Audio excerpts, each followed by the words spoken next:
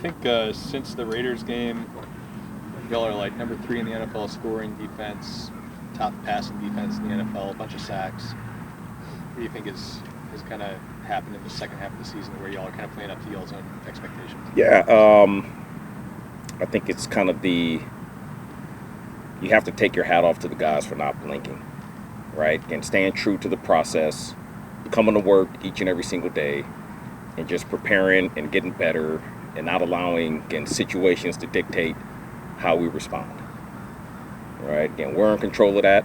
It's effort, it's our attitude, and ultimately, again, a great effort and a great attitude is going to lead to really good choices. So guys coming in and choosing to do right and ultimately choosing to do right longer is the reason why we find success. Tyron was saying yesterday that just the two new safeties, it took them a little while to get adapted to the scheme and get adapted to each other. I feel like those two in particular, I know Marcus missed the last couple of games, right? They kind of played better together in the second half of the season as well. Right, and I would say so for the entire unit.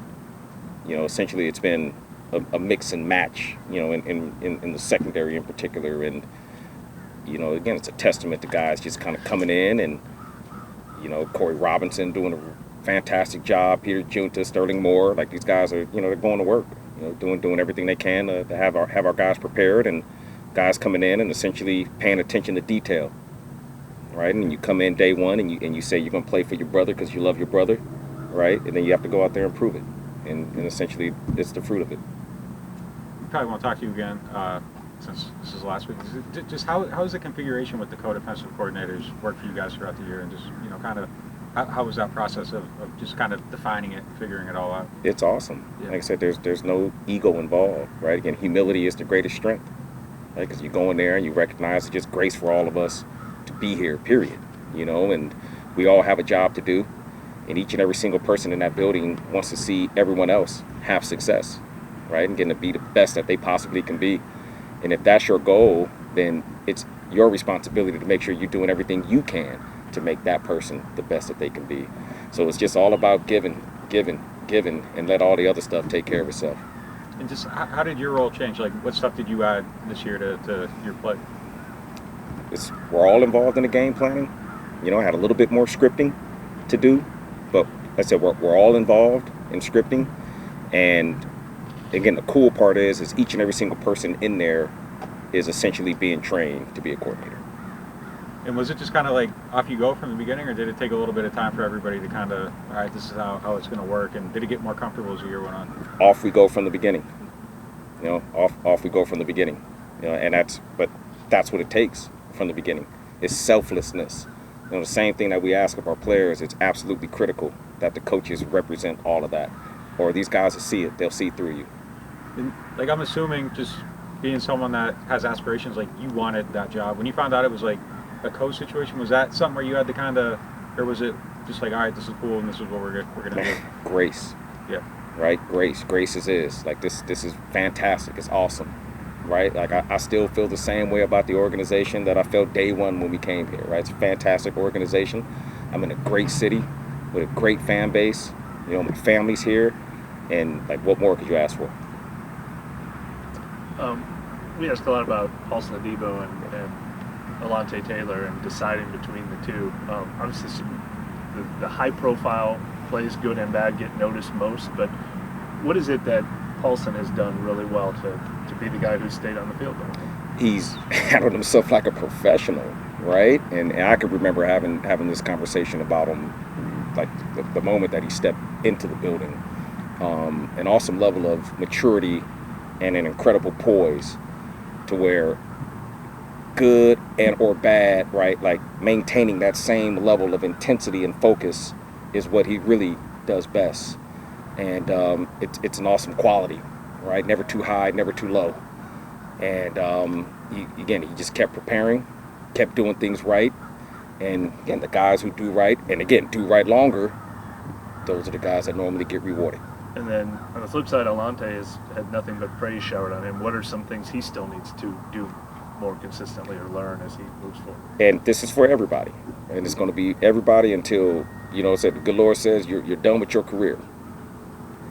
Focus, attention to detail, technically, fundamentally sound, and leverage wins, keep our eyes disciplined. And oh, excuse me. Right? It sounds really simple, but it's like the deal is in the detail, right? And that's what it's all about, And he's got a really good head start because again, we're talking about an awesome level of humility, right? And then the preparation that comes with that, and the maturity that these guys have, both of them in particular, right? Again, they're two mature individuals who handle themselves properly.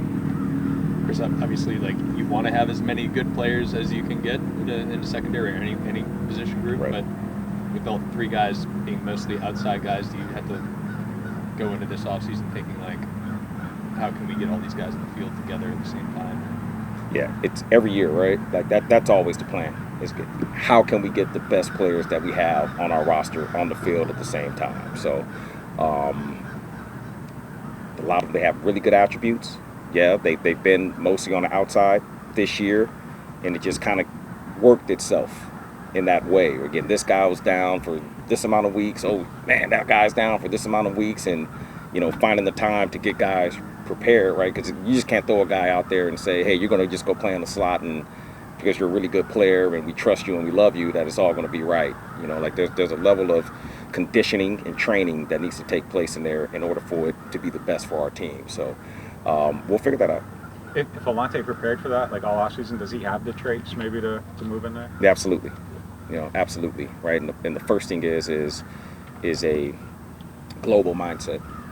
Right, so it's like you get in there and you have to be on your pre-snap indicators and obviously get all the post-snap stuff that takes place afterwards. So, really cool part about him is the fact that he's got a former quarterback, right? So he's got a quarterback and an offensive mindset. He's a former wide receiver. So just understanding and all the different splits and where the back is relative to all the concepts and things like that. And he's had a head start. Like I said, they're teaching this stuff in college, and he's a guy who pays attention and he's really smart and again, you'll say the same thing with Paulson. So, like, there are two youngest defenders that, most likely can end up going in there. And, you take a good look at a guy like Marshawn, and, Ladd is quite easily the most gifted corner that I've ever been around. Like, just natural ability and suddenness and burst. And again, I don't think a lot of people give him credit for, the type of, again, this guy's got a football mind.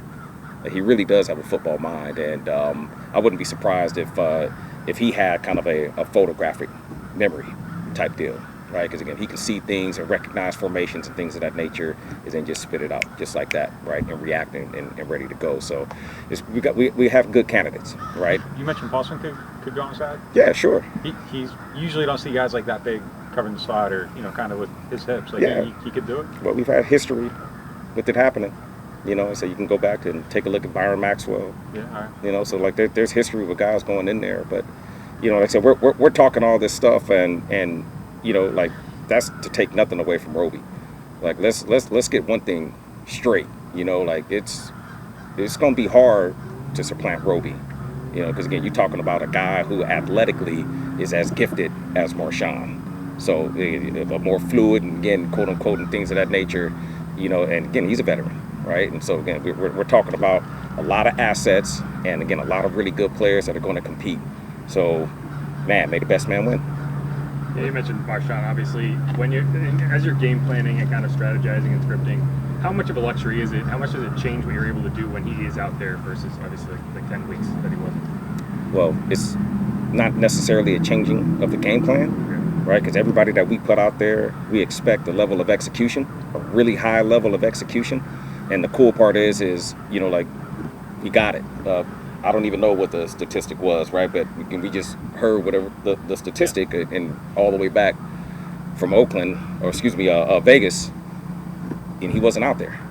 And so it's next man up, and the next man came in and held his own. So, the star of the defense is the defense. And the next man who goes in there, it's critical that everybody goes in there and does right, because that's how we all find success. Now, the cool part is he's been a really good player, and he still is a great player, and he's got a lot of more years to go. So as long as we have him, he's got a spot, and that spot's his, and he's earned every single right? Again, he's earned the ability to be able to go out there and just take off right where he left off of. And so it was just really cool to get him back out there. You know, obviously getting the play that he made, it was huge for us, and we're happy to have him back. What makes you think he might have like a photographic memory? Like, what are some of the things you've seen that you're just like, man, this is crazy? It's just kind of route recognition, formation recognition, you know, how he's going to be attacked, certain splits on the field where only a certain amount of routes can end up taking place, and he's got a really good feel for that. You've been around like some of the smarter guys in that position, you know, in recent league history, so like you don't say that lightly, I'm assuming. No, yeah. There's very few guys that, you know, I've had the chance to be around that has that kind of recognition and anticipation. You know, like it takes a lot of trust and a lot of guts. You know, and he does. He has a fearlessness about him. All right, I have to ask one question about our upcoming game. Panthers. Sure. Haven't seen them since week 3. Uh-huh. Very different team. Sure. Different quarterback, no CMC, different head coach. What are they doing that's been working so well the past couple weeks? It's a heavy emphasis on running the ball, right? So controlling the line of scrimmage, getting the ball to running backs that are running really hard, and then quarterback utilizing his legs. You know, like I said, he's a gifted thrower. You know, again, he's a really good athlete and a gifted thrower. You know, they're taking their shots with more. Right, really trying to emphasize more in the passing game, and then you take a look at how they're, you know, like it's a catch and run team. You know, more in particular in the flats, very similar to San Francisco per se. You know, in how they try to use Chenault on getting them to the flat and utilizing them on screens and catch and run situations. And you know, you can think about Moore and Chenault, and like, man, when they get the ball in their hands, they're running backs. You know, so it's something that we know we have to be great on our edges. Right, because it's a multitude of running backs that are out there. A couple of them just happen to play receiver. So when these guys get the ball in their hand, we have to make sure again we're getting all 11 there and tackling and getting people on the ground. So got to do a great job setting our edges, right? Essentially knowing our fits and making our hits.